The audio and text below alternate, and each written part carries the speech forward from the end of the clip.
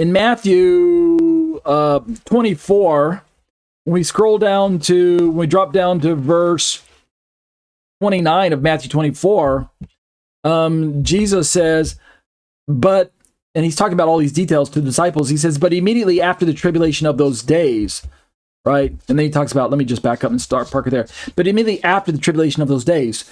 So if you're a pre-tribber, you have one understanding of this word tribulation and why Jesus would say after tribulation. You have this picture in your mind of what sequencing Jesus is talking about. But if you're not a pre-tribber and you read this verse, you have a different understanding of the sequencing that's being described by this verse. When Jesus says, but immediately after the tribulation, what event Jesus describes after the tribulation? Let me pull it up a little so you can see the rest of the section. And he's talking about a gathering, right? If you look down to verse 31, he talks about this gathering.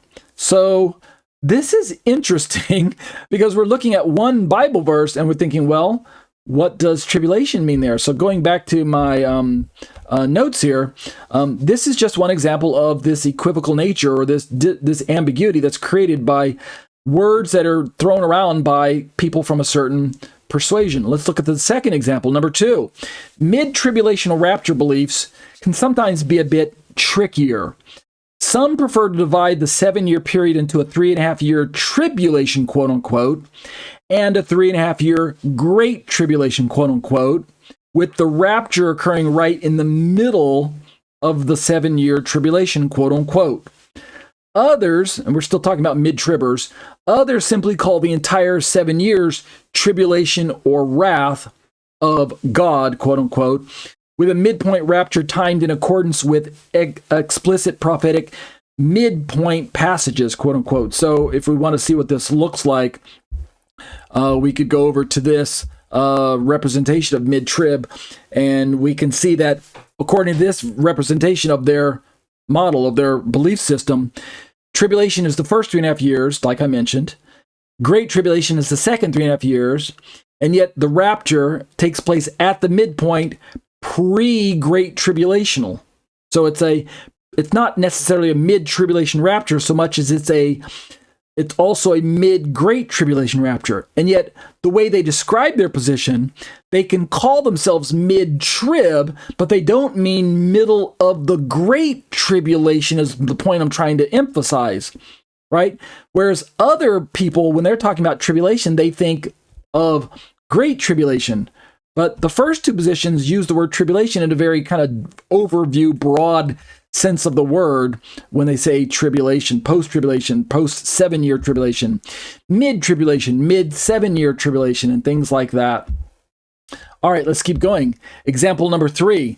Like pre-tribbers, a classic post-tribulational Christian might also believe that the entire 70th week of Daniel is the 7-year tribulation, quote unquote. So meaning the entire 7 years is labeled the 7-year tribulation with a capital T, and is to be equated with the wrath of God, albeit in a non-dispensational manner. So this becomes very important for the classic post-tribulational position in that they distance themselves from anything that smacks of dispensationalism, because in their position, that's an untenable theology that is not supported by scriptural exegesis. Rather, it's a weakness of the pre-trib position, the presence of dispensationalism, the idea that the church and Israel are completely separate entities that God deals with in separate fashions, and that he cannot overlap his programs with those two entities. The church must be dealt with separately, and Israel must be dealt with separately, and that's one of the reasons why, let me go back to this slide. If you look, for instance, at, if you look at classic pre-tribulational rapture, a defining feature of their view is that the rapture takes place before the 7-year commences. And one of the reasons that needs to take place is because of the dispensational belief that the church is distinct from Israel, and that the 70th week of Daniel, and I'm going to say this in my slides, but I'm kind of priming you for it right now.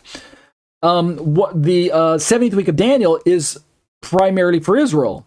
It is an Israel-centric time frame, and therefore, if the church enters into the 7-year time frame, then the dispensations start overlapping, and this is something that dispensationalism can't allow. And so, in order to keep the separation between the dispensations, the church age has to come to an end at the rapture, which is prior to the 7-year time frame. And the dispensation of Israel starts up again with the beginning of the 70th week of Daniel. So that's part of their mindset. And so classic post-tribbers say, no, we don't see Israel and the church as being different dispensations or different ages. And so that's why classic post-tribbers, or even as we're going to see later on, the hybrid versions, the pre-trib post, the pre-trib, the post-trib pre-tribbers, they also reject dispensationalism. Really, of all the four views, only one of them is heavily dispensational, and that's the classic pre-tribbers. Even the mid-tribbers start to pull away from dispensationalism a bit when they start defining tribulation versus great tribulation. All right, so classic post-tribbers. So they see the whole 7 years as tribulation, but for them, verses like Matthew 24:29 teach that Christians will be gathered after the tribulation, which is why I showed you the verses a moment ago, meaning after the entire 7-year trib/wrath period has run its course. And that's why in their models, the classic post-tribbers put their rapture at the farthest right of most of your models, most of your screens, meaning after the entire 7 years has come and gone, then there's a rapture. So that's because they take Yeshua's words in Matthew 24:29, where it says after the tribulation. They take that word tribulation to mean 7-year tribulation, right? After the tribulation. All right, example number 4. A modified hybrid post-tribulational Christian who refers to himself as post-trib pre-wrath. Think Joel Richardson. Think many of the YouTube videos that are popping up these days that use the label pre-wrath in conjunction with post-trib. Even Alan Kirshner, I was listening to a radio show where he was the guest on a radio show, and the thumbnail of the YouTube video was well, let me see if I can probably find it for you. I think it was like post-trib pre-wrath. I thought, wow, this is significant.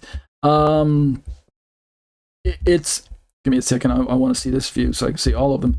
It's not, give me a moment. Did I? Yeah.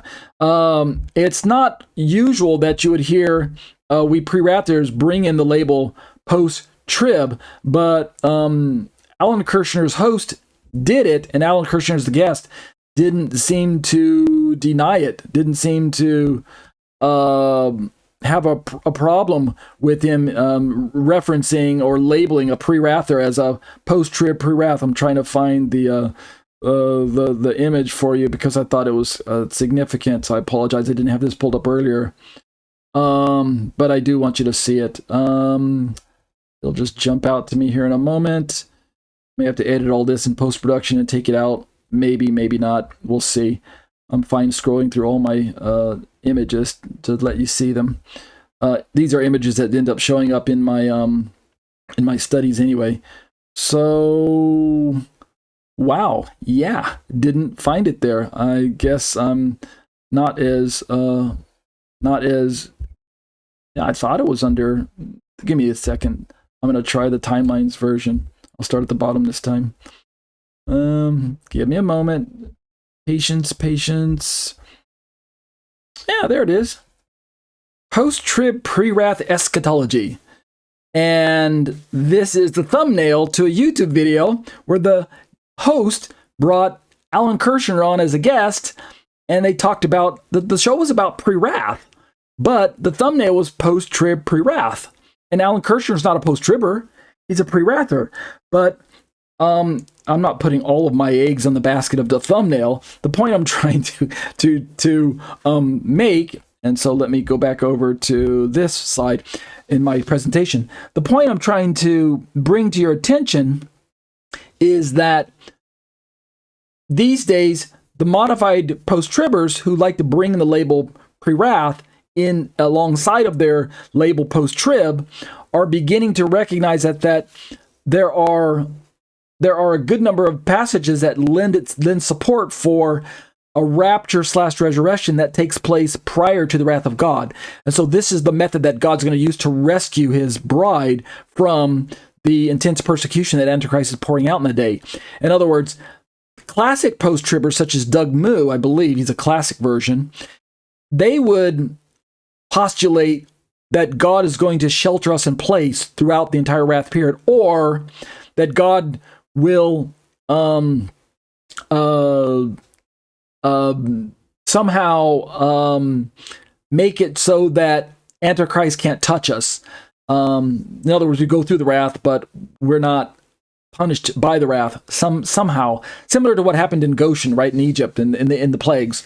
You have the I don't want to say it's Michael Rood, it might be him. No, the classic Greater Exodus. That's Monty Judah, I believe. He wrote the book Greater Exodus, where we're talking about sheltering us in the midst of plagues being poured out or judgment being poured out.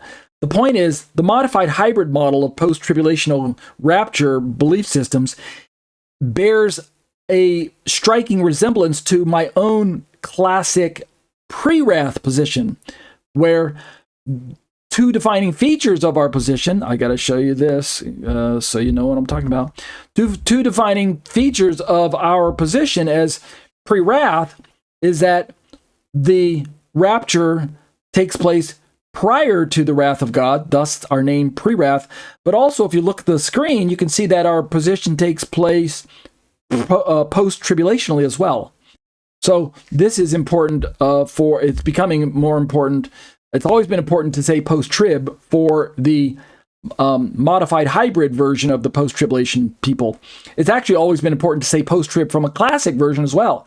But they have a different definition of tribulation, or at least a different time length. So, a modified hybrid post-tribulation Christian who refers to himself as post-trib pre-wrath will often interpret most rapture passages the same way as classic post-tribbers. In other words, a single event end of the tribulation rapture / second coming. That's what I mean by classic post-tribbers. So they still see it as one single event, not split into two like we Wrathers do.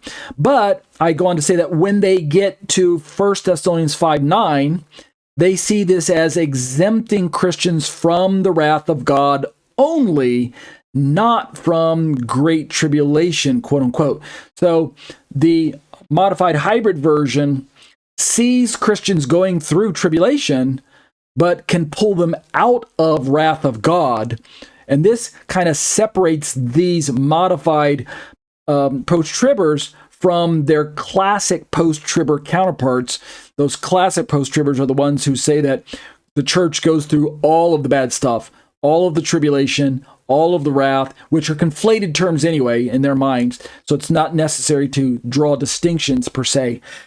So they just look at one single event at the end of the 70th week that is the rapture / second coming. All right, so that's the modified post-tribber. Example number 5. Let me see what we're doing by way of time. I think I didn't even start the class. No, I did start it. Okay, we're doing great on time. Example number 5. Pre-wrath Christians typically avoid calling the entire 70th week of Daniel, quote, the tribulation, end quote. This is something that I want you to know right up front. We don't like calling the entire 70th week the tribulation. However, like pre-tribbers, we pre-wrathers see the rapture and the second coming as distinct events. This is something we share with them in terms of separating the rapture from the second coming by some space of time. But, and this is a very important but, definitely not from a dispensational point of view. Understand? Again, the pre-trib, let's just show it to you. The pre-trib, maybe let me use Yeah, I can stay here. I just want to go back up to the first slide. There we go. The pre-trib rapture in the upper right, upper left corner must have you understand that the rapture takes place before the 70th week of Daniel, before the 7-year tribulation commences, because in their theology, the 7 years is connected to the dispensation of Israel. And the church is definitely not part of the dispensation of Israel. It's right in their name, dispensationalism. And thus, a rapture must take place on the outside of the 7 years. Albeit, I don't know how long the space is between the rapture and the initiation of the 7-year tribulation in their model. I can't get a clear answer. So if you're watching this YouTube video and you're a pre-tribber and you know an answer, please put it in the comments below, and I'd love to inform my other viewers as well. But in the pre-trib model, it's important to separate the church age from the age of Israel in a dispensational fashion. But by comparison, when you look at the pre-wrath rapture in the opposite corner, in the lower right corner, where we have rapture, we still have a separation between rapture and second coming. And I just realized that this chart isn't exactly the way that I modified this chart right here. And there's a very important difference. And so I apologize for my oversight. I didn't see it before I flashed these. I want to draw your attention to something that on this chart, when you look at pre-wrath rapture, the white arrow pointing up and the little black arrow pointing down, where it says pre-wrath rapture, notice in sequence, it is in front of the piece that says God's wrath. But if you follow left to right, the second black arrow on the right side of your screen, farthest right, that says second coming, that's pushed out away. So there's a separation between rapture arrow and second coming arrow. And this is the way that I would describe it using a common understanding of the word second coming, meaning Battle of Armageddon, Jesus riding on that white horse that I still can't figure out if the cloud is on the horse is on the cloud, Jesus on the cloud. Yeah, okay, there's a humorous reason why I say it that way, but I'll talk about that later. But second coming's on the far right. By comparison, this other chart that I found on the internet, I just now noticed, then when I look at pre-wrath rapture over in the lower right corner, let me kind of blow it up for you. It'll blow up for those of you who are in YouTube land, but it won't blow up for you those of you who are in my Skype class. So I apologize. In Skype, you're not seeing the blown up version, but in YouTube you probably are. So it says pre-wrath rapture with a white arrow pointing up, and then it says second coming with a white arrow pointing down. And in so doing, it just puts second coming and rapture both at the beginning of God's wrath. So there's nothing left on the farthest right side. And so this is definitely not the classic pre-wrath rapture that Marvin Rosenthal and Robert Van Kampen describe. So I just thought I'd bring that to your attention. I didn't realize it. I'll fix that slide in post-production later on. Just like I actually doctored up this version to make it look like that. But germane to my point is that we pre-wrathers definitely see a distinction between these two events. It is one second coming, right? I mean, I've talked about this in the past, and I do have to flash this slide in front of you. Let me scroll down a little bit and show it to you. It is, oops, there it is. It's this slide right here. It's the fact that Yeshua's parousia is one single coming, yet two significant events. And the word events there is meant to describe that the rapture is one of the initiating factors of the day of the Lord. In fact, I believe it is unless you want to call the cosmic signs, the sixth seal sign, the initiation of the day of the Lord there. We could say that if we want to. But I mean, because it's the initial kind of supernatural event that interrupts otherwise what could be considered just natural type of events on planet Earth. It's the first supernatural event in the 70th week, barring the showing up of two people that count as two witnesses that show up in the middle of the week. That's also supernatural. So don't get me wrong there. But different discussion, different day. Rapture here in this slide that's in red is definitely connected with second coming on the far right side. So these are one event known as the parousia, the coming of the Lord, and yet it's two significant activities, or two. I used an example of one book with two chapters. Two chapters. We could say that. That's one analogy we could think of. A set of books with bookends, first book and last book, or something like that. I'm not even saying that these are the only two significant events that take place during the day of the Lord. There actually are other events that Yeshua is going to be doing during the day of the Lord. I'm just not showing them on this particular slide. So going back over to our primary study, pre-wrath Christians typically avoid calling the entire 70th week of Daniel the tribulation, but like tribbers, we pre-wrathers see the rapture and the second coming as distinct events. This is something that post-tribbers of many flavors, such as the classics plus the hybrids, they all seem to distance themselves from seeing these rapture and second coming as two distinct events. They don't like referring that. And I think their aversion is due to a misunderstanding of thinking that we're talking about a dispensational version of the events being separated, but we're not. So that's why I say, but definitely not from a dispensational point of view. So I'm stressing the fact, rather, rapture and wrath are joined together by the single parousia, viz., the one coming of Christ. And it must be stressed because if you just research this word parousia from the biblical perspective, New Testament being the primary and really focused use of this word parousia in the Greek, since it's a Greek word, it's not going to show up in the Old Testament except maybe in the LXX, but Septuagint. But even then, it's not always connected with Yeshua. But in the New Testament, it is used very prominently of Yeshua. It does show up in other contexts, but primarily it's of Yeshua, and primarily about his rapture. By the way, the resurrection event. So the part that involves the church primarily, and the opening of the day of the Lord. But the point that's germane to my study is that if you look up the word parousia, and this is a point that's brought out by many pre-tribbers, Joel Richardson hammers this point, Dr. Michael Brown hammers this point, Professor Craig Keener hammers this point, and so does, in fact, I'll flash this in post-production. It's that slide that I created where it shows these 5 well-known post-tribbers and well-trusted ones: Dr. Brown, Professor Keener, Joel Richardson, Dr. Moo, or Professor Moo, and then John Piper right in the middle there. You're seeing this in post-production by now already. You Skype students, you can't see it, but just pretend like you can see it, all right? All 5 of these guys, if I'm correct, they really make a big stress of this point that there's only one parousia.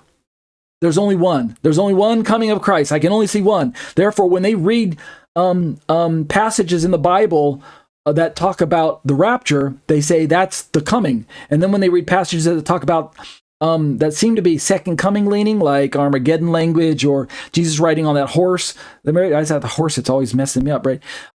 They see that as also the same as the rapture passages.